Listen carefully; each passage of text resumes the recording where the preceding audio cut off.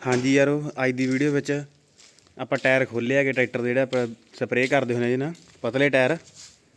तो हम दूजे टायर कसांगे क्योंकि झोना झूना वड्डांगे। अपने दूजे टायर पावांगे 13 नंबर के 595 टर्बो के टायर। आ तुसीं देख सकते हो किवें आप ट्रैक्टर नूं चक्किया गा हुक दे विच फट्टी वो करके ते आपां अपने 852 नाल लिफ्ट नाल चकता तां ट्रैक्टर। तो हुण इहदे बस टायर बदलांगे। पहलां आपां टायर पाई सी ते मोटर कड्ढण वाला पिंगे नाल चक्किया सी ट्रैक्टर। तो ऐती फिर थोड़ा जिहा दिमाग लाया, जुगाड़ जिहा करके फट्टी लाती इत्थे। तो बहुत वधिया ये चक्किया गया ट्रैक्टर तां। हुण बस इहदे टायर बदलदे आपां, तुहानूं दिखाउने टायर पा के भी ट्रैक्टर पहलां आए सी लुक इहदी।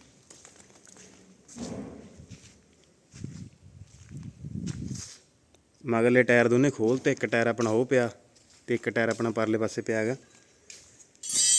मगरले टायर आप ला के दूजे टायर चढ़ाते अपने 13 नंबर टायर। हुण बस मूरले टायर खोल देंगे ते अपने दूजे छोटे टायर पे आ गया। ये कस देंगे ट्रैक्टर मुड़ के अपना ओके हो सारा। दाने दूने ढोवांगे इहदे नाल हुण झोने दे मंडी च दिखा के सारे टायर ला के।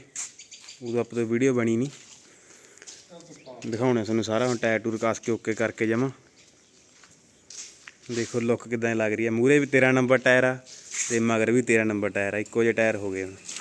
ट्रैक्टर थोड़ा पिछे नूं थोड़ा जिहा ढाल वाली हैगी। तो हुण आपां टायर ला के ते छोटे टायर पा देंगे।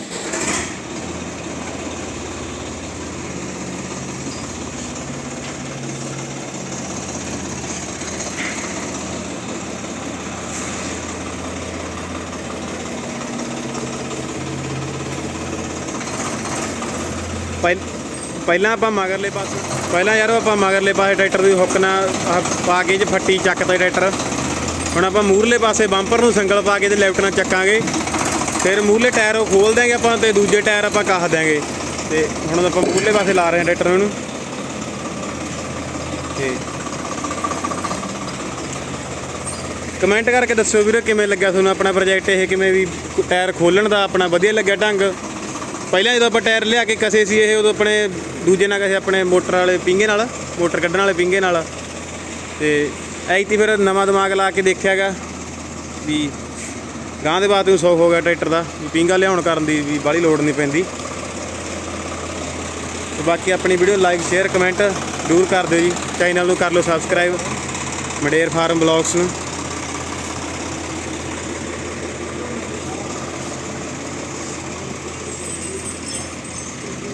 आ गया अपना हरजीत। क्यों हरजीत किवें आ गया प्रोजेक्ट फिर अपना? ठीक है लोट आ वधिया चक्का जो ट्रैक्टर हुण मूहरों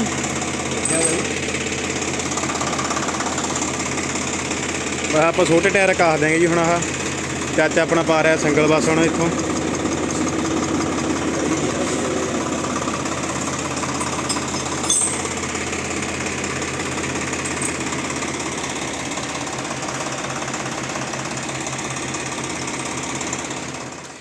मूरले टायर आप हुण कसते जी अपने छोटे टायर। तो ऐ आप मूहरों ट्रैक्टर चक लिया इहदे नाल। ते हुण आपां ट्रैक्टर संगल सुंगल खोलते ट्रैक्टर अपना हो गया फ्री। इधर अपने टायर कसे गए छोटे, मगर कसे गए 13 दे। ते हुण ट्रैक्टर ते मारदे लीर लूर ते देखते हैं चला के ट्रैक्टर हुण फिर।